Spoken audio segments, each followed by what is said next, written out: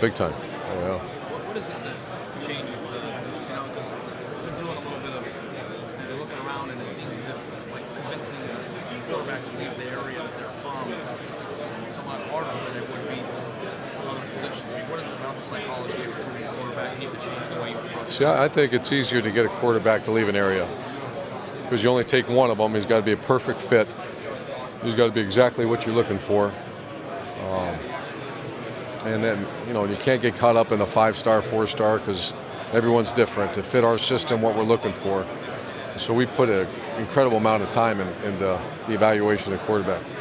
What's happened, which I think is disappointing, is the greatest way to evaluate a quarterback is, everybody wanted me to take Tim Tebow. I didn't know Tim. I asked him before I really offered him, come to our camp so we can watch you and work with you. Same with Cam Newton. Same with Denard Robinson back then. And now kids are committing so early before you get them to camp. And that's disappointing because that's that one position. You're only taking one. You take 7 linemen or 5 linemen. You take one quarterback. And so in the perfect world, we get to work with a guy, we get to work with a quarterback in camp, find out his demeanor, find out his work ethic, find out his leadership. And unfortunately, his kids are committing so fast. And I'll say, can you come to camp? And why do I have to come to camp? The school offered me. And I think that's horrible advice. Go to don't go to some school because they offered you early. Go to the best school. And so that's disappointing how that's evolved. How does your psychology change the way you approach if there's a top prospect, or maybe not even a top, but the quarterback you want? How do you change, if you do at all, when you're approaching the recruiting process for a player like that's a quarterback as opposed to? Well, I think it's a big Y era we're in, and so we've been very good at developing quarterbacks. And like I said, there's some programs that never had a first rounder, never had a kid play in the NFL. Every one of ours has, every one of them. And how many can say that? Every one of them, other than a national champion and went to CFL for several years and got drafted. And those are things we use all the time when we go recruit quarterback. When you look at just in general the way that I don't know, did you see that list? And I don't know if you did. They ranked 1 through 25 most intimidating recruiters in the country, and you and Nick Saban were 1 and 2. And intimidating to me seems like it would have a negative connotation, but at the same time, you two are 2 of the most effective ones that do it. Is intimidating the right word? And do you kind of feel when you're talking to these guys, these kids, that you kind of maintain the same type of personality or feel every time, and maybe it is intimidating, maybe it's not? I have no idea. I didn't see the list. I'm glad. Are you glad to be at the top of the list of intimidating recruiters? Well, I'd rather be best, but that works. I'm sorry, I've never really thought of that. No, it's okay. Since you brought up basketball, I want to pursue this from Cleveland. You brought up basketball. Okay, well, I'm going to continue with it. Do you see any, the reason they want Kevin Love is because he's a big, but he can also shoot threes and open up space. Is that kind of becoming kind of a trend in all sports? Because the spread was all together. I think it is. That's a great question. And look at pro football. The running back hasn't been drafted in the first round until now it's all a space game. Right. Where the old basketball, what used to be, people lean on each other, and that's interesting. Z was shooting threes, and he's 7'3", and in the past you just said, what the hell is he doing out there? I've never really thought of it, but that is, the game is changing, and maybe it's at all. I think maybe because the more these incredible athletes are being developed. I mean, I don't know if there ever was a Kevin Love, and not to be disrespectful, because I don't know. I know in football, the number of quality big athletes has never been like it is now. Basketball I can't because I haven't studied it, but maybe that's the reason it's becoming that kind of game. What do you attribute that to, though? Is it training? Young guys camps? I mean, is it training? How would you? I think it's nutrition. If you see our nutrition program compared to 2 years ago, is off the chart, and that just means you've seen these guys being developed faster. And I know with my son going into high school, my son's much bigger than I was, but he's eating. It's just the knowledge, awareness, and execution of great nutrition and training is off the charts. And speaking of the space game, though, I mean, it's the best way of putting it. I mean, Is that fun to coach, or was it more fun to coach the old way? Is this more this is fun? it. And why is that? Well, what I grew up on, I've always been a perimeter my entire career. Yeah. Was trying to get the great players the ball in their hands, and that used to be hard. High formation, the only way to get it to the receiver is throw it to them. Yeah.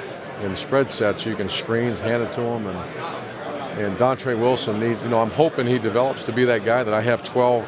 Because remember, what I do every Saturday is he needs to touch the ball this many times. Yeah. The good thing in our offense, you can't. It's very easy to get him the touches. You guys zeroed in on Stephon Diggs. Y'all had a pretty good shot, and now you're going to face him and stuff. Yeah. I mean, you know what you saw of him in high school, and is it kind of interesting to turn around and now have to face a guy that you kind of had maybe in your head some plans for? And what does he, I guess, bring to the table? We had big plans for him. He's a really nice family. I thought we were right there with him, and I actually saw him the other day. And we talked about his family and all that. So I think he's an elite guy. Obviously, it's silly to say that because everybody knows that. Yeah. But we'll have a plan to defend him. And that brings us up another thing that I think this is where our pass defense is really going to be much better. It's going to be a lot of personnel based. If Diggs is over there, we know where he's at, and there's going to be ways to handle that. And I want to say we're more flexible than we've ever been with take away their best player. You see a guy like Connor Cook, his development at Michigan State, and obviously playing anybody else in the conference. You guys look at him in high school? I can't remember. Where is he from? Walsh Jesuit. Oh, really? Oh, that's right. I don't believe. When did he? How old is he? What year is he? Connor Cook. What year is he? He's a junior. So was I recruiting here then? I think he redshirted. I don't think so. I mean, we should have. I mean, he's a hell of a player. But that happens. That's one of the negatives about this early recruiting. That I heard the story about the one program, I can't remember who it was, that recruited a quarterback. They offered him as a sophomore, and he got beat out his junior year. Because everybody's doing this early recruiting, and Connor Cook's of the world, who's a great player. Nobody else offered him either. And it wasn't just like you guys. But I think what happens is coaches look at their sophomore year and say, well, he's not good enough. And then you see what happens. Alex Smith, you know how many people recruited him? One. And it wasn't me. It was the staff prior to us. And he was a first overall draft pick. So that's the negative of early recruiting, because you miss people. If you looked at Cook, would you put him? I think he's a lot like Alex Smith. Great player. And he's athletic enough to keep things alive. And Top 2 or 3 quarterbacks in the Big Ten too? no doubt. Right now he's a top 1. He won the Big Ten.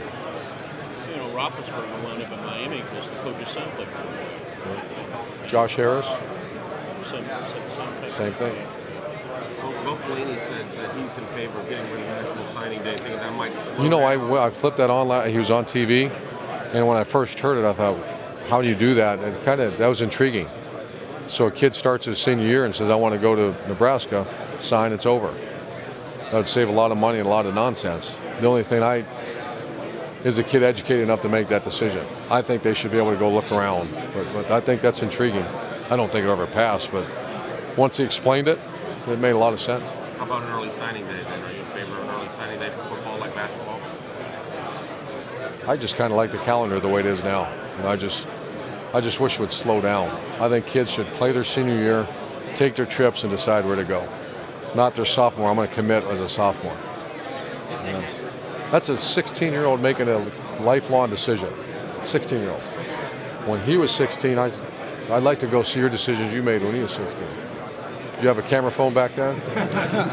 No. If they had an early signing period, do you think it would make recruiting even more competitive and crazy? Yeah. Just push the calendar. We'd be having official visits in April, and no, I don't want to. I hope that doesn't happen.